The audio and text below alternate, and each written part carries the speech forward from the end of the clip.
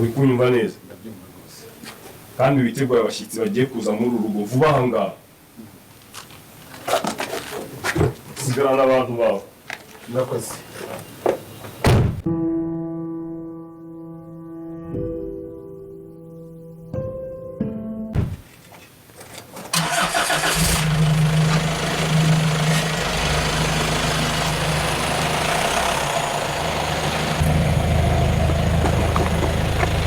Muri mukingurire.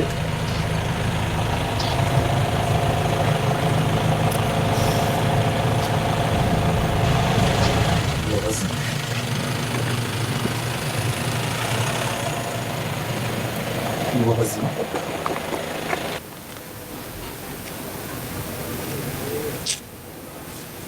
Bafarega ni birebire kuraza kudusobanurira ariko turabizi urakoze kumva n'ibintu byumvikana. Ugize amahirwe y'umugabo n'uza niba bahamagaye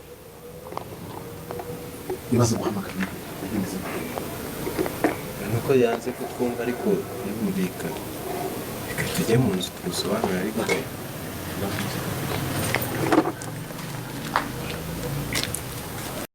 ndabasuhuje bakunze ba filime urw'ibanga.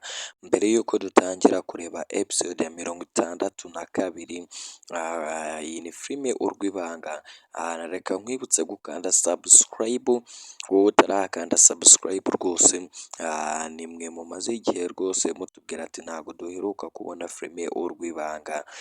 Mu by'ukuri kandi filime urw'ibanga yakorwaga, usibye ko hari ikibazo cyatumaga mutayibona buri munsi, ariko rwose filime urw'ibanga yakorwaga, usibye ko hari abantu mutayibonaga bitewe n'impamvu yo kudakanda subscribe, kandi gukanda subscribe bituma wakira iyi video aho waba uherereye hose. Buri uko wakanda subscribe rwose video tuyishyiraho ihita ikugeraho.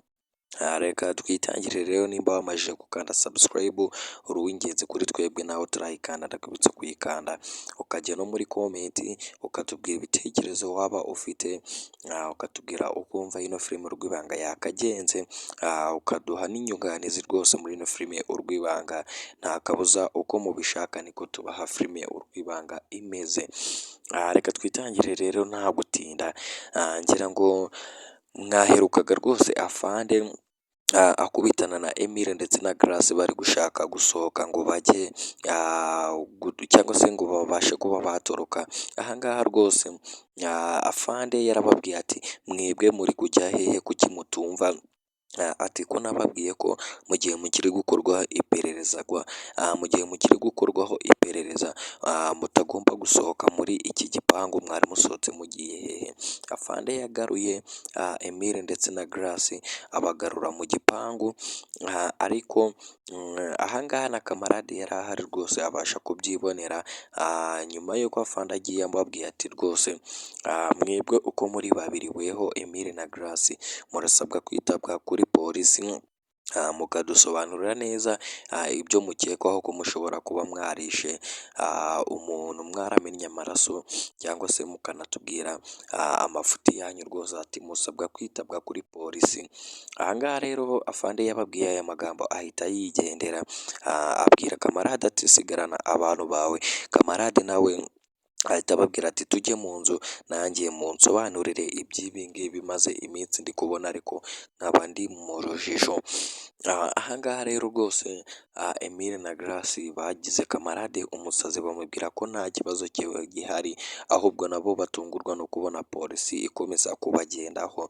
Ahangaha rero kamarade yahise abwira Emile na Grace ati okay, nimba nta kintu muri gukekaho cyangwa se nta cyaha mufite, muze mbaherekeze mujye kuri polisi numve ibyo barimo barabashinja, numve n'amakuru muratanga, nibwo ndi bubashe kwemera yuko muri abere muri gushinjwa ibibazo bitari byo, cyangwa se muri gushinjwa ibyaha mutakoze. Nta gutinda rero, ahangaha Grace na Emile kamarade abashyize mu modoka abatwara kuri polisi. Ariko ahangaha rwose ngira ngo nimba uri kureba iyo foto irimo irizunguza aho hejuru, nimba uri kureba iyo foto muri screen yawe, ngira ngo urabona ko Emile rwose we na Grace bisa naho hari ikintu batari kumvikanaho, birasa naho hari ibintu basa n'abatari kumvikanaho rwose, kuko urabona ko Emile yari ameze nk'uri kwishikuza Grace, asa naho amubwira ati reka reka njyewe ibyo bintu simbirimo rwose. Aha ngaha Grace yari arimo arumvisha buryo ki Emile bagomba kujya kuri polisi. Emile ntabwo yari ashaka kujya kuri polisi. Emile kujya kuri polisi ari kumva ari ibintu bitamurimo, ari kumva ari ibintu atagomba gukora. Aha ngaha rero Emile rwose ntago ashaka kujya kuri polisi, kwitaba kuri polisi. Aha ngaha ari nayo mpamvu kamarade ahise ahatunguka rwose, akabwira Emile ati kubera iki uri kwanga kujya kwitaba kuri polisi kandi bagushaka. Emile rwose abuze uko ahakana, abuze uko avuga ko atagomba kujya kuri polisi, ari kureba mukuru we kamarade ahita yemera kujya kuri polisi. Mu kugera kuri polisi rero rwose bagezeyo, umupolisi aratangira babahata ibibazo byinshi cyane, barababwira ati ese Mutoni yaba yarishwe n'iki, ninde wamwishe? Ngira ngo murabizi ubwo afande yageraga kwa kamarade rwose, ubwo Grace yinyuranyuragamo bikarangira abwiye afande ati mbabarira ntuzabwire umugabo wanjye ko ari twe twishe Mutoni rwose. Ngira ngo n'ubushize murabizi ko Grace yinyuraguriyemo. Rero aha ngaha afande abakozeho iperereza arababaza ati ese ninde waba warishe Mutoni? Aha ngaha Emile ashatse guhakana Grace, ariko we kubera ubwoba abakibaza ikibazo gutyo ahise avuga ati ni Emile. Aha ngaha rero Emile ashatse guhakana afande, ubwo reka dusubize inyuma gatoya rwose, ubwo afande yageraga kwa kamarade arimo araneka rwose, cyangwa se arimo araperereza amakuru yo kumenya abishe umuntu. Uriya munsi Grace yinyuranyuyemo, afande yari afite telefone mu ntoki. Ngira ngo nimba warabonye iyo episode nawe utarayireba ntukanda subscribe rwose, iyo video irahita uza kuri telefone yawe nayo uyirebe. Ubwo Grace yinyuranyuragamo rwose ahagararanye na afande yari afite telefone arimo ararekodinga ibyo Grace arimo aravuga. Bivuze ngo umunsi Grace abwira afande ati mbabarira ntuzabwire umugabo wanjye ko ari twe twishe Mutoni, ati rwose uzambabarire ntumubwire ko ari twe twamwishe. Uriya munsi Grace yabivugaga afande yari arimo aramurekodinga. Icyo kiba ikimenyetso cya mbere, ikimenyetso cya mbere gishinja Emile na Grace rwose ko bagomba gufungwa bagahanirwa ibyo bakoze. Kandi kuko mu by'ukuri abantu benshi mwari mutegereje iyi episode, abantu benshi mwari mutegereje kubona Emile na Grace bari guhanwa, bari gushinjwa, ndetse bari no guhanirwa ibyo bakoze rwose. Abantu benshi mwari mutegereje kureba ese nyuma y'uko Emile na Grace bafunzwe, ese Deborah azegukana kamarade? Ibyo nabyo rwose abantu mwese mwari mufite ayo matsiko. Reka mbabwire ati amatsiko yanyu arashize. Ikindi kandi nimba uri kureba iyi video rwose wagiye mu nzira nziza, nta kindi usabwa usibye gukanda subscribe, ugahita wakira na episode 63 ukabasha kuba wakirebera rwose ibyiza biri kurebera muri ino filime Urwibanga. Aha ngaha rero rwose afande abaje ibibazo byinshi cyane. Emile akaba asa naho ariho, nawe akaba ari we usa naho agenda abihakana, ariko Grace rwose kubihakana we biramunaniye rwose. Grace we guhakana biramunaniye. Ibibazo byose babazwaga Grace yagendaga abyemera, ariko Emile akagenda abihakana. Ariko ntago Emile yabihakana Grace ngo abyemere rwose ku biro bya polisi. Ibyo ari ibintu bemera rwose. Ibyo Emile ari guhakana biri guteshwa agaciro, bakagenda bandika rwose ibyo Grace arimo aremeza. Aha ngaha rero nta kindi nakubwira rwose usibye ko ibyo bashinjwa cyangwa se ibyaha byose bari kuregwa cyangwa se banashinjwa byose birabahamye ku inshuro. Nyuma y'uko ibyaha byose bibahamye rero babwiye kamarade ati mwaje muri abantu batatu ariko urasubirayo uri umwe. Tayari rero bivuze ko Grace ndetse na Emile batawe muri yombi, ahangaha ibyabo birarangiye. Grace ndetse na Emile nakubwira ko bamajije gufungwa. Kamarade rwose agize agahinda kenshi cyane nyuma yo kumva ko ari bo bicanyi, akanumva ko bamuciye inyuma. Ahangaha anatashye rwose amenye ko inda Grace atwite ari n'iya Emile. Kamarade agize agahinda kenshi cyane, aravuga ati nuko igihano cy'urupfu kitakibaho, ati ariko kibayeho ndumva aricyo nabahitira, nawe nta mpuhwe abafitiye. Kamarade rero aritahiye yigira mu rugo, mu kugera mu rugo rwose asanga Debora yateguye, yatetse rwose yiteguye kumwakira. Debora nawe wagira ngo yari azi ko rwose Emile na Grace batari butahe rwose bari bufungwe. Ahangaha rero Debora ni nako guhita atobora ikimumaze iminsi ku mutima, rwose nako guhita abwira Kamarade yuko amukunda.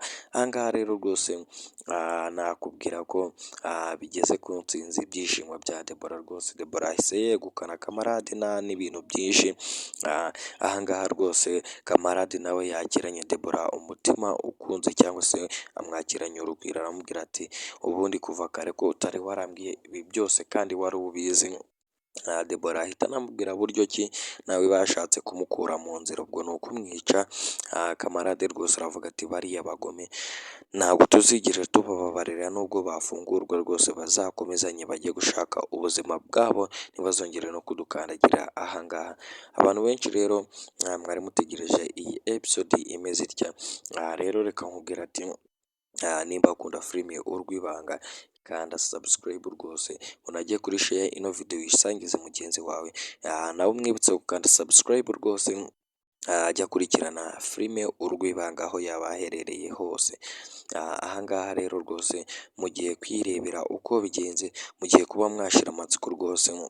Ahangaha ni naho ujya muri comment ugashyiramo ibitekerezo ibitekerezo waba ufite rwose, tukaza kubisoma ndetse tukanagenda tubyakira rwose, munumva ko tunabakurikirana rwose, munumva ko ibitekerezo byanyu tugenda tubibona, yaba abantu mudukurikirana muri mu Rwanda, abantu mudukurikirana muri Congo rwose, abantu mudukurikirana muri Burundi, abantu mudukurikirana muri Tanzania, mwese tugenda tubabona. Ikindi kandi reka tubabwire ko tubakunda. Tugiye kugukohereza rwose, tugenda kubwira ko tugiye kuguhereza episode ya 63 rwose. Ndetse n'ahangaha reka nkuhereze video wirebere neza ukuntu Emile na Grace bajyanwe mu rukiko, n'ukuntu batawe muri yombi rwose, wihere ijisho ubyirebere rwose. Nimba warebye iyi video kuva itangiye kugeza ahangaha tugeze rwose, reka nkubwire ati uri uw'ingenzi kuri twebwe rwose, kandi Imana iguma kuguha umugisha rwose. Niba ukunda filime Urwibanga warayirebye kuva kuri episode ya mbere, urasabwa kureba n'iyi video rwose. Ikindi kandi nimba uzi kuri kureba iyo video, munsi yayo ukaba uri kubonaho ijambo ryanditse subscribe risa umweru, ukaba utararikanda rwose ngo iryo bara riveho, nturimo urihemukira cyane rwose. Ukanda subscribe bituma rwose ubasha kureba video yawe aho waba uherereye hose, nta kindi kintu bigusabye. Gukanda subscribe bituma ugenda wirebera episode yose itambutse bitakugoye.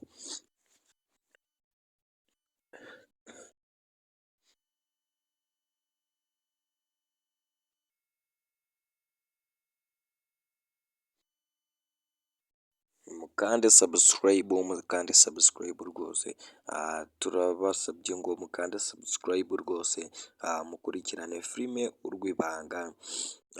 Nk'uko mubibona murabona ko filime Urwibanga nta yindi channel iri gucaho, iri guca kuri channel yitwa Debora TV. Njyewe turi kumwe kuri microphone, njyewe muri kumva, njyewe rwose banyita Emile rwose. Abantu benshi navuga ko nyine nkurikije ibintu dukina cyangwa se ibintu nkina nkora rwose, abantu benshi ndakeka mutankunda, ndumva mutankunda, ariko nyine purize iriya aba ari imikino rwose. Iyi rero ni cara y'umwe ya mugenzi wanjye Debora rwose. Debora muramuzi cyane muranamukunda muri filime Urw'ibanga. Debora rwose rero nk'uko mubibona ari kubanyurizaho filime Urw'ibanga rero rwose mumukandire subscribe kugira ngo filime Urw'ibanga igikomeza kubaryohera cyane. Nimba filime irangiye turabakunda cyane cyane, reka tubahereze episode yindi murebe.